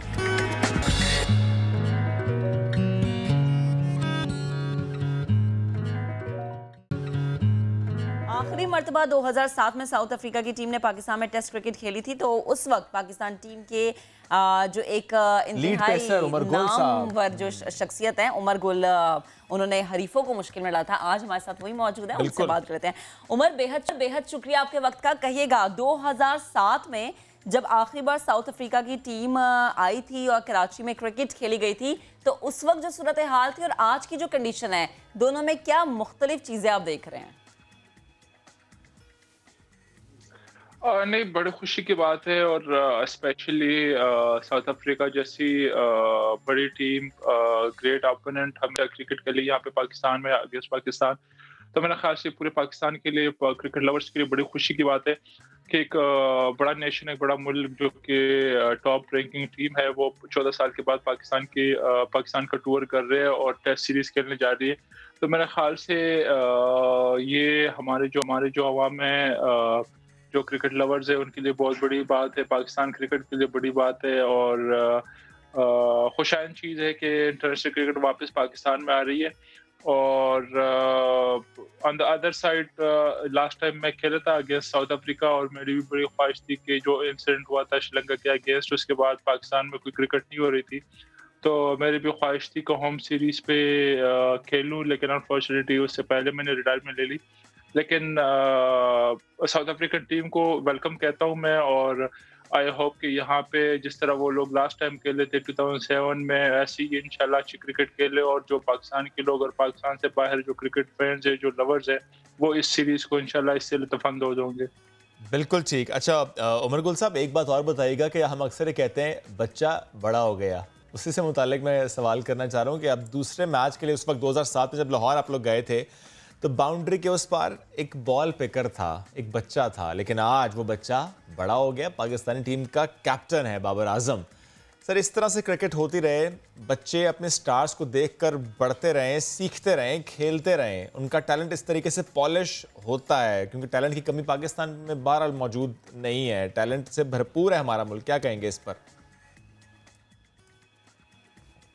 नहीं, बिल्कुल, देखे जितने भी क्रिकेटर्स हैं, ऑब्वियसली सबको बचपन से ही शौक होता है और किसी को ये नहीं पता होता कि मैं जो ना अभी बॉल पिक करूं और कल को मैं पाकिस्तान टीम को रिप्रेजेंट करूंगा या पाकिस्तान टीम का मैं कैप्टन बनूंगा, बल्कि ये हर बंदे की ख्वाहिश होती है कि मैं क्रिकेटर बनूं, लेकिन फ्यूचर का किसी को पता नहीं है। लेकिन क्रेडिट जाता है बाबर को कि उस टाइम उसको बचपन से ही जब वो छोटा था, उसको क्रिकेट का शौक था और उसको एक जुनून था कि मैंने भी एक दिन पाकिस्तान को रिप्रेजेंट करना है। और मेरा ख्याल से उसने खुद भी नहीं सोचा होगा उस टाइम पे कि मैं पाकिस्तान का कैप्टन बनूंगा, लेकिन मेरे ख्याल से ये बड़ी खुशाइन बात है उसके लिए कि एक टाइम पे था, लास्ट टाइम जब वो साउथ अफ्रीका की टीम आई हुई थी और वो पाकिस्तान के अगेंस्ट सीरीज खेल रही थी, तब बाबर आजम एक बॉल पिकर था और अभी माशाल्लाह से कैप्टन बन गया। तो मेरे ख्याल से बाबर के लिए बड़े ऑनर की बात है, पूरे पाकिस्तान के लिए ऑनर की बात है कि जिस तरह हमारे पास one of the top batsman हमारे पाकिस्तान का जो बाबर आजम की सूरत में पाकिस्तान को लीड कर रहा है, तो मेरे ख्याल से बड़ी अच्छी खुशान बात है ये बाबर के लिए भी और पूरे पाकिस्तान के लिए भी। बिल्कुल ठीक है। बहुत सी चेंजेस भी हुई हैं उमर गुल साहब टीम में, अभी कुछ देर पहले जिस तरह बताया 2 प्लेयर्स का डेब्यू भी है। क्या लग रहा है आपको अपनी टीम को देखते हुए, अपने टैलेंट को देखते हुए, कि हम न्यूजीलैंड के दौरे को भूल जाएंगे, माजी में छोड़ देंगे, आगे बढ़ने की बात ही सिर्फ करेंगे, एक नए सफर का आगाज होगा इस सीरीज के बाद? कि क्रिकेट जो ना, इसमें हार जीत इस पार्ट ऑफ गेम में, ये हर गेम में होता है कि कभी आप हारते हो कभी जीतते हो, लेकिन being a professional cricketer, being a sportsman, आपने जो आपका जो हो गया उसको तो आप वापस नहीं लेके आ सकते, वो आप हिस्ट्री है उसको आप भूल जाए। जो अच्छा बुरा हो गया वो पाकिस्तान न्यूजीलैंड टूर पे हो गया, वो हिस्ट्री हो गई है। मेरा ख्याल से हम लोग फॉरवर्ड करना चाहिए, हमें आगे की तरफ देखना चाहिए और आई होप के जो खामियां हमारी हुई थी न्यूजीलैंड टूर पे, जो खामियां थी, जब बल्कि इनफैक्ट हम तीनों डिपार्टमेंट में हम अच्छा नहीं खेले, तो आई होप कि टीम मैनेजमेंट ने, प्लेयर्स ने उस पर खुद भी काम किया होगा और कल से जो साउथ अफ्रीकन जो सीरीज स्टार्ट हो रही है, तो आई होप कि जितने कम गलतियां करें उतनी हम प्लेयर्स भी कामयाब हो गए, पाकिस्तान टीम भी कामयाब हो गए। तो मेरा ख्याल से जो पास्ट में हुआ था न्यूजीलैंड सीरीज पे, ऑफ कोर्स उस पर काम किया होगा टीम मैनेजमेंट ने, प्लेयर्स ने भी, और आई होप कि उस गलती को रिपीट नहीं करेंगे। अच्छा उमर, मैं ये भी जानना चाहूँगी कि क्या मिसबाह उल हक और वकार यूनुस पर टीम परफॉर्मेंस का प्रेशर होगा?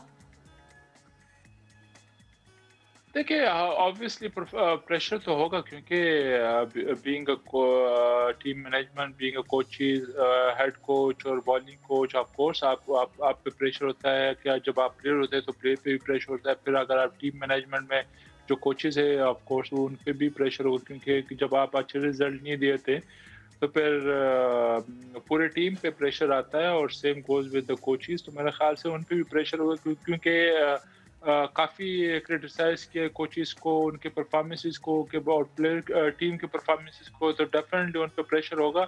लेकिन मेरे ख्याल से जिस तरह मैंने कहा कि प्लेयर्स ने जो सीरीज हुई थी अगेंस्ट न्यूजीलैंड, उसमें जो मिस्टेक्स किए थे प्लेयर्स ने, सेम मिस्टेक्स अभी रिपीट नहीं करेंगे, और वही गलतियाँ जो प्लेयर्स ने वहाँ पे की, या टीम मैनेजमेंट ने ऑफ कोर्स वहाँ पे मेहनत की, लेकिन अभी वो कोशिश कर रहे हैं कि वो गलतियाँ रिपीट ना हो। तो बिल्कुल उन पे भी प्रेशर होगा, लेकिन लेट्स सी और होप फॉर द बेस्ट कि इंशाल्लाह टीम अच्छा परफॉर्म करे। जी अच्छा उमर, एक और सवाल, आपकी नज़र में पाकिस्तान का क्या राइट कॉम्बिनेशन होना चाहिए इस पहले टेस्ट के लिए?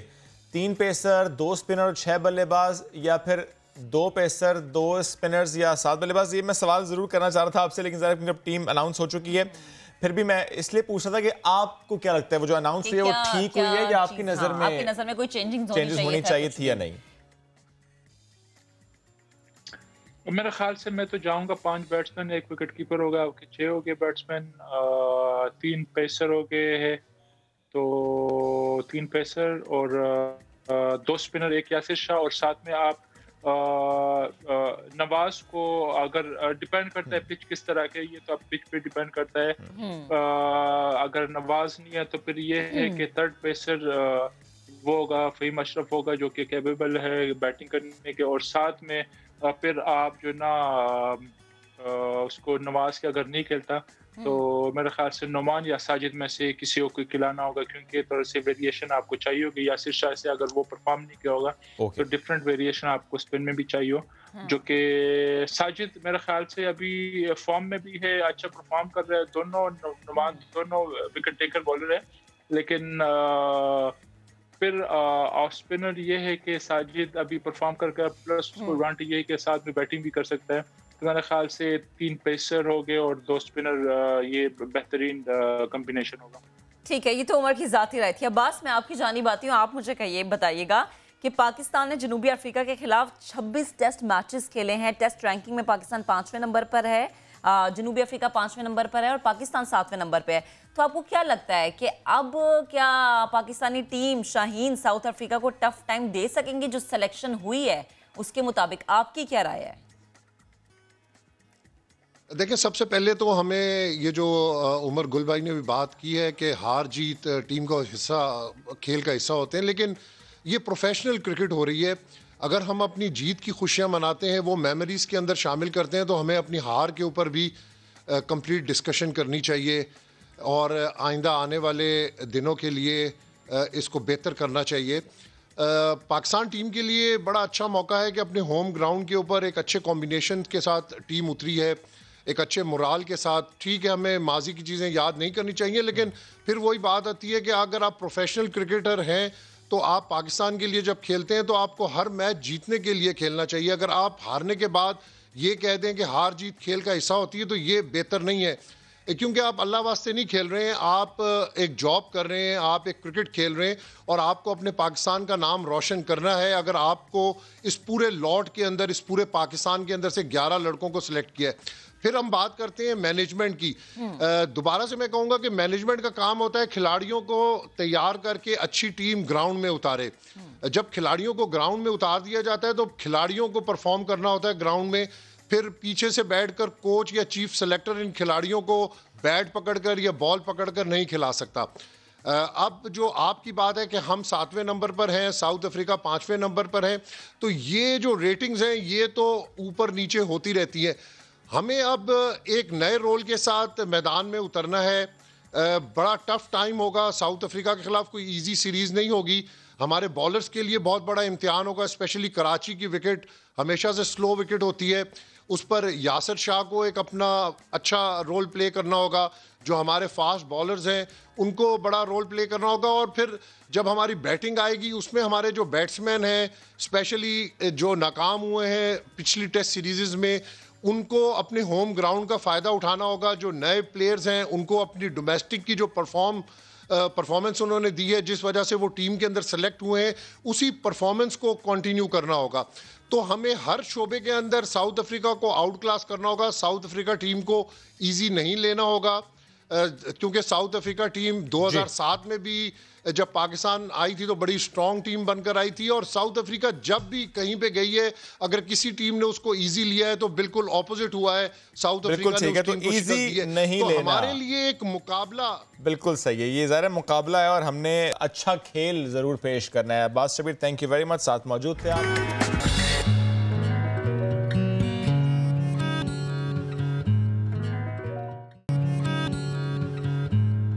Welcome back. आपको बताएं कि पिछले दिनों सोशल मीडिया पर एक वीडियो वायरल हुई जिसमें रेस्टोरेंट मालिक अच्छी अंग्रेजी ना बोलने पर अपने मैनेजर का मजाक उड़ा रही थी। वीडियो वायरल हुई और सोशल मीडिया पर होने वाली शदीद तनकीद के बाद अपने रवैये पर मुआफ़ी भी मांगी गई, लेकिन मामला यहाँ पर ख़त्म नहीं हुआ जनाब। अगले ही दिन नौजवानों ने इसी रेस्टोरेंट के सामने उर्दू शायरी की महफिल सजा ली। खूब तनकीद की गई। अब जबकि पाकिस्तान में दौरे जदीद के साथ इंग्लिश ज़ुबान दफ्तरी और तालीमी एतबार से ज़्यादा मकबूलियत हासिल कर चुकी है, वहीं पाकिस्तानियों की नई नस्ल इस बात का अदा करती हुई हमें नज़र आती है कि ज़ुबान को सिर्फ ज़ुबान के तौर पर लिया जाना चाहिए, ना कि बर्तरी जताने के लिए, किसी को ये जाहिर करने के लिए कि मुझसे कम है। लेकिन हम जो कि काफ़ी अरसे से हमने देखा है कि हमारी फिल्म इंडस्ट्री की एक नामवर अदाकारा मीरा जी, उनकी अंग्रेज़ी का भी सोशल मीडिया पे बड़ा मजाक उड़ाते हैं। तो यही सोशल मीडिया जिस पर मैनेजर के लिए आवाज़ उठाई गई, उसी सोशल मीडिया पर उमर अकमल की अंग्रेज़ी का मजाक भी उड़ाया जाता है। यानी जब हम बात कर रहे हैं एक सोच की, हम बात कर रहे हैं सोशल मीडिया की, तो सोशल मीडिया यूजर्स के लिए एक शेयर है कि बात तुम्हारी आज तक कोई हुई है कब गलत, तुम जो कहो वो सब बजा, हम जो कहें वो सब गलत। तो जब हम करते हैं तो वो सही लगता है, कोई दूसरा करता है तो गलत लगता है। इसी पर बात करेंगे। आज हमें ज्वाइन कर रहे हैं psychologist doctor Mohammad Imran Yousuf sahab. Sir, thank you very much for joining the show. Sir, ये क्या रवैया है, ये क्या सोच है, specially when we are on social media, may it be Facebook, Instagram, Twitter, WhatsApp, हम खुद करें तो सही लगता है, कोई दूसरा करे तो हम एक दीवार बन जाते हैं, हम कहते हैं नहीं तुमने गलत किया, और वही काम माजी में हम कर चुके होते हैं। जिस तरह महक ने बड़ी अच्छी एग्जांपल्स कोट की कि एक मामला रिपोर्ट हुआ इस्लामाबाद से, हम सब ने उसके खिलाफ आवाज़ उठाई, लेकिन उसी में बहुत से यूजर्स ऐसे होंगे जिन्होंने इमरान अकमल साहब से मुतालिक हमने देखा होगा कि उमर अकमल से मुतालिक या मीरा से मुतालिक जो है उनको टीज करने में वो भी पीछे नहीं रहे होंगे। बिस्मिल्लाहिर्रहमानिर्रहीम। देखिए, इंसान की एक बुनियादी जिबलत में शामिल है कि वो तवज्जो चाहता है, अटेंशन चाहता है, वो अपने आप को नुमाया देखना चाहता है, अपने आप की एक एहसास से बढ़तरी जो कि छुपी हुई एहसास से कमतरी होती है, उसके अंदर वो मुब्तला होता है। तो जब वो नुमाया होने के लिए एक फ़ाइन लाइन है कि वो अपने आप को नुमाया एक मस्बत तरीके से करता है, यानी अपने किसी कारकर्दगी के तरीके से करता है, या फिर वो किसी दूसरे के ऊपर कीचड़ उछाल के, तनकीद उछाल के, या कोई ऐसी एक हरकतें करके जिससे वो सिर्फ को तवज्जो मिल जाए। वो जो कहते हैं ना कि नाम ना होगा अगर बदनाम ना होंगे, समथिंग लाइक दैट, इस तरह कोई बात की जाती है। ये तो इसके पीछे अगर सिर्फ अगर आप अंग्रेज़ी की अगर बात कर रहे हैं ना, तो इसके पीछे तो हमारी एक पूरी तारीख़ है, जिसकी वजह से एक ग़ुलामाना जहनीत जहाँ से हम लोग हिजरत करके आए, हमारे ऊपर अंग्रेज़ी ज़ुबान, अहले अंग्रेज़ी ज़ुबान ने हुकूमत की, और उसके बाद ये तो मैं ये कह रहा हूँ कि हम लोग क्यों एक मुनाफ़क़त की बात कर रहे हैं। आज भी आप किसी से पूछ लीजिए कौन से स्कूल में भेजना है, जी मुझे इंग्लिश स्कूल के अंदर भेजना है। यानी हमारे यहाँ तालीम, विज़डम, अक़ल, इसका म्यार जो है वो क्या है, वो इल्म हिकमत नहीं है। इसका म्यार ये कि उसकी इंग्लिश कितनी अच्छी है, और उससे ज़्यादा तो ये कि उसका तलफ़्फ़ुज़ कितना अच्छा है। अगर वो मुंह बिगाड़ के अगर तलफ़्फ़ुज़ के अंदर इंग्लिश बात करता है तो वो इंग्लिश वालों में भी तरजीह ले जाता है कि जी इसका एक्सेंट देखें आप कितना ज़बरदस्त है। यानी सर आप ये नहीं देखेंगे वो क्या कह रहा है। हम तालीम की जब बात करते हैं सर, तो हम मीडियम ऑफ एजुकेशन को पसे पुश्त डाल देते हैं, वो दैट्स जस्ट अ मीडियम, वो उर्दू हो, वो इंग्लिश हो, वो और कोई ज़बान हो, असल में तो तालीम देनी है। तो अगर हम सिर्फ इसको तालीम के मैदान से रखकर सवाल करें कि सर फिर आपको लगता है कि ये सोच रखने से तालीम कहीं पीछे रह जाती है, मीडियम फोकस हो जाता है? सर माजरत के साथ, क्या इंग्लिश बोलने वालों ने इस मुल्क के साथ बहुत भलाई की है? क्या जिन लोगों को मौका मिला था कि वो बाहर जाएं और बड़ी बड़ी यूनिवर्सिटियों के अंदर, जो कि यहाँ पे इंग्लिश के अंदर सिखाया जाता है, क्या उन्होंने इंग्लिश सीख के आने के बाद इस मुल्क का बहुत नाम रोशन किया है? क्या उन्होंने इस मुल्क को 21वीं सदी से आगे लेके चले गए क्योंकि वो सिर्फ इंग्लिश जानते हैं? मैं फिर एक माजरत के साथ कह रहा हूँ कि क्या इंग्लिश बोलने वालों ने या उन लोगों ने जिन्होंने अपने बच्चों को बहुत इंग्लिश ज़्यादा इसलिए कह रहा हूँ कि वहाँ पर सिर्फ ज़ुबान की बुनियाद के ऊपर अपने आप को बढ़तर साबित करने की कोशिश की जाती है और उसको स्टेटस सिंबल बनाया जाता है, तो क्या उन लोगों ने कोई बहुत इनकलाबी अजीम इस मुल्क के अंदर पैदा कर दिया है जिसकी वजह से हम उस तरफ जो है वो बात कर रहे हैं कि जी अगर इंग्लिश आ जाएगी तो हम कोई बहुत बड़ी चीज़ हो जाएंगे? हम अपनी ज़ुबान से जब तक दूर होते जाएंगे, जब हम अपनी ज़ुबान को छोड़ देंगे तो हम तहजीब से भी दूर होंगे, तमद्दुन से भी दूर होंगे, और अब बदकिस्मती से दीन से भी इसलिए दूर हो रहे हैं कि जो ज़बान हमें समझ में नहीं आती, जो हमें ज़बान समझ में नहीं आती उसके पीछे तो हम भाग रहे हैं। हाँ। और हम समझते हैं कि चंद इंग्लिश के अल्फाज अगर हम उल्टे सीधे मुँह से बोल लेंगे तो हम शायद कोई बहुत बड़े 30 मार खान बन जाएंगे, या हमारा जो माशरे के अंदर मकाम बहुत ऊँचा हो जाएगा। और मैं आपको बता रहा हूँ, इसके अंदर कोई अमीर और गरीब की तमीज़ नहीं है।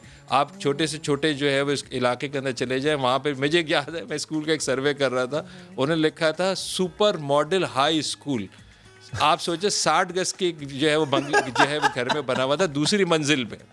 मैं वहाँ पे गया, मैंने उसे पूछा खातून से, मैंने कहा जी प्रिंसिपल साहब ये बताइए कि ये हाई स्कूल कैसे है? कह लेंगे दूसरी मंजिल पे है ना सर, इसीलिए ये हाई स्कूल है। तो आप ये मैं आपको एक ऐसे इलाके की बात बता रहा हूँ कि जो कि एक वेल ऑफ इलाका नहीं है, तो वहाँ पर भी लोगों का ख्याल ये है कि सुपर मॉडल हाई स्कूल के अंदर अगर बच्चा इंग्लिश मीडियम में जाएगा सुपर भी होगा, तो शायद कोई जो है उसको मॉडल भी होगा, बच्चा हाई भी जाएगा। अच्छा इमरान साहब, हाई भी हो जाएगा। ये जो हम टॉपिक आज हमने पिक किया सर, मैं इस पर जानना आपसे चाह रहा हूँ कि एक जो रवैया है हमारा, बस तनकीद करना, सोशल मीडिया पर जाना और तनकीद करना, और उसमें हम ऐसी मीम्स शेयर करते हैं जिससे हम वक्ती तौर पर फन का एलिमेंट तो हासिल कर लेते हैं, लेकिन जिस शख्स पर वो तनकीद की जा रही होती है और जिस शख्स के साथ उसे मंसूब किया जा रहा था हम उसके साथ ज्यादती कर रहे होते हैं। Is this as psychological issue sir? Sir हद से बिल्कुल। एक तो पहली बात है कि ज़ाहिर है वो एक नफ्सियाती ज़वाल पजीरी का हम सब लोग शिकार हैं, और हम सर अब लोगों, अगर आप सिर्फ सोशल मीडिया की ब्रदर बात कर रहे हैं तो हम सिर्फ लोगों को नुकसान नहीं पहुंचा रहे हैं। आप क्या रोज़ नहीं देख रहे टिकटॉक से लोग अपनी जानें दे रहे हैं? पहले ये सेल्फी के नाम पे देते थे, अब ये इन ऐप्स के नाम पे जो है वो दे रहे हैं। तवज्जो हासिल करने के लिए इंसान कहीं भी किसी भी लेवल के ऊपर जा रहा है सिर्फ इसलिए कि अपने आप को नुमाया कर लूं और तवज्जो हासिल कर लूं, चाहे उसमें मेरी जान चली जाए या दूसरे की जान चली जाए, या दूसरे की जो है वो हम उसको जो अजियत दे रहे हैं और उसकी वजह से जो उसको हजीमत उठानी पड़ रही है उस पर भी हम जाने के लिए तैयार हैं, सिर्फ इसलिए कि मेरे लाइक्स बन जाएंगे, सिर्फ इसलिए कि मुझे अपनी भड़ास निकालनी है, सिर्फ इसलिए कि मुझे अपनी जहनी गिलाजत निकालनी है, इसलिए मुझे एक ऐसा मीडिया मिल गया जिसका कोई सर पैर नहीं है, जिसको कोई कंट्रोल करने वाला नहीं है। फ्रीडम ऑफ एक्सप्रेशन, आज़ादी इजहार के नाम के ऊपर हम ये समझते हैं कि हमारे पास जो दिल आए हम उसको जो है वो निकाल देना चाहिए। जिस तरह हम उल्टी सीधी चीज़ें खा के रोड पे पान थूक रहे हैं और उल्टियाँ कर रहे हैं, इसी तरह हम सोशल मीडिया पर भी जाके जो हमारे अंदर है सब बाहर निकाल रहे हैं, बगैर ये सोचे समझे कि इससे हमारी ज़ात के ऊपर और दूसरे की ज़ात के ऊपर कितने मनफी असरात पड़ रहे हैं। तो इमरान साहब, जिस पे तनकीद की जाती है, जिसको हदफ़े तनकीद बना के मजाक किया जाता है उसकी ज़ात पे या उसके लिए मीम्स बनाई जाती है, तो यकीनन वो भी किसी ना किसी डिप्रेशन में तो मुब्तला रहता होगा शख्स। सर उसकी पूरी पर्सनालिटी शैटर हो जाती है, एहसास कमतरी की वजह से वो poor self image, poor self esteem पे चला जाता है। वो शख्स बाज़ दफ़ा लोगों का सामना नहीं कर पाता है, मामूली सी चीज़ों को डिलीवर नहीं कर पाता है, क्योंकि उसके ऊपर इतनी जो तवज्जो मनफी दी गई है जिसकी वजह से उसके ऊपर तनकीद हुई है। और आप ये भी तो एक अलमिया देखें, सोसाइटी के अंदर उसके साथ खड़े होने वाले कम और उसके साथ मजाक करने वाले ज़्यादा जो है वो शामिल हो जाते हैं। अब तो ये भी तो हम ही लोगों की एक मतलब एक अखलाकी रवैया है ना जिस जवाल पजीरी का, कि अगर कोई चीज़ गिर रहा होता है तो हम उसके सिफर कब कर रहे होते हैं। यहाँ पे कितने लोग जो है वो ऐसे हैं कि जिनको उस तरफ खड़े हो जाना चाहिए, जालिम के साथ खड़े होते हैं, मजलूम के साथ कौन खड़ा होता है? जो गिर रहा होता है उसे बचाते नहीं है, बल्कि या तो गिराते हैं या देखते हैं वो गिर कैसे रहा है, या फिर वीडियो बना लेते हैं। सर एक बात और मुझे बताइएगा, ये भी आपने आपने बिल्कुल ये बिल्कुल वीडियो बना रहे होते हैं। सर एक बात और बताइएगा, ज़ाहिर है हर घर में बच्चे होते हैं, बड़े जब इस तरह की बात करते हैं, बड़े जब इस तरह की गुफ्तगू करते हैं और किसी का मजाक इस तरीके से उड़ाते हैं, वो ये जानते ही नहीं कि उनकी गुफ्तगू उनके बच्चों की पर्सनैलिटी को भी मुतासर कर रही है, जो उनकी ग्रोथ एंड डेवलपमेंट है वो मुतासर हो रही है। सर प्लीज़ इस पर भी रोशनी डालिएगा कि उससे बच्चों की पर्सनैलिटी किस कदर हम बर्बाद करते हैं अनजाने में। देखिए यही तो सबसे बड़ा हमारा अलमिया है कि हम अपनी इस्लाह करने के लिए तैयार नहीं हैं, हम अपने रवैयों पे नज़र षानी करने के लिए तैयार नहीं है। हम चाहते हैं कि सब अच्छे हो जाएं सिवाय हमारे, कानून सब पर लागू हो सिवाय हमारे। मैं तो उन माँ बाप को जानता हूँ जो अपने बच्चों को चीख चीख के ये कहते हैं कि आराम से बैठ जाओ। हमें ये समझ में नहीं आता कि चीख के बच्चा आराम से कैसे बैठेगा जब आप खुद चीख रहे हैं, जब आप खुद आप अपने कंट्रोल के अंदर नहीं हैं। तो बच्चे मॉडलिंग करते हैं जनाब, और वो एग्जैक्टली वही मॉडल करते हैं जो उनके आसपास नज़र आ रहा होता है। वो अहमकों की जन्नत में रहते हैं जो लोग समझते हैं कि हम जो भी कुछ कर लें लेकिन हमारे बच्चे सही हो जाएंगे, या हम अपने बच्चों को किसी मदारिस में या स्कूलों में भेज देंगे बिल्कुल कार के मैकेनिक की तरह कि गाड़ी दे दो और सही करके वापस आ जाएंगे। तो जब तक हम इस हिमाकत की ज़िंदगी के अंदर रहेंगे बिल्कुल ऐसा ही होगा। और ये जो मैं आपको बता रहा हूँ, लोगों पे तनकीद करना, पप्ती उड़ाना, मजाक उड़ाना, अपने आप को नुमाया जाहिर करना, ये बच्चे कहाँ से सीखते हैं? माँ के पेट से तो कोई भी सीख के नहीं आता, ये हमारे इन्हीं रवैयों की वजह से सीखते हैं जो हमारे आसपास हो रहे होते हैं, माहौल से सीखते हैं। अच्छा डॉक्टर साहब एक और चीज़ मुझे समझाएगा, हम अमूमन ये देखते हैं कि जैसे कि अभी हम इससे पहले बात करते हैं कि अंग्रेज़ी बोलने को लोगों ने अपना मयार ये समझ लिया कि अगर आप अंग्रेज़ी बोल रहे हैं तो आप बड़े काबिल और आपका मयार बहुत ज़्यादा हाई है, या बहुत हाई फाई फैमिली से है, या आपका बैकग्राउंड बहुत हाई फाई है। ये जहनीत क्यों बन गई है? बहुत ज़्यादा तरक्की याफ्ता ममालिक अगर हम बात कर लें, टर्की की बात करें, चाइना की बात करें, जर्मन की बात करें, वहाँ पर अपनी मादरी ज़ुबान को बहुत ज़्यादा इज्जत दी जाती है, उस पर ज़्यादा फोकस किया जाता है।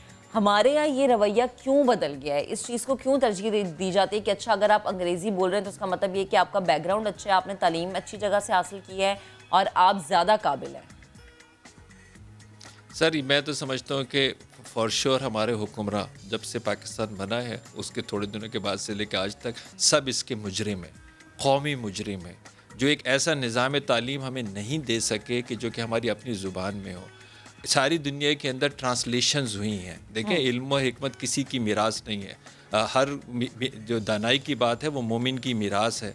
ये हिकमत हमेशा ट्रांसलेट होती है ज़ुबानों के अंदर, ये अरबी में भी हुई, ये चीनी ज़ुबान में भी हुई, ये टर्किश ज़बान के अंदर भी हुई, ये इंग्लिश ज़बान में भी हुई, ये जर्मन ज़बान में भी हुई, चीनी ज़बान में भी हुई, ये लातीनी ज़बान में भी हुई।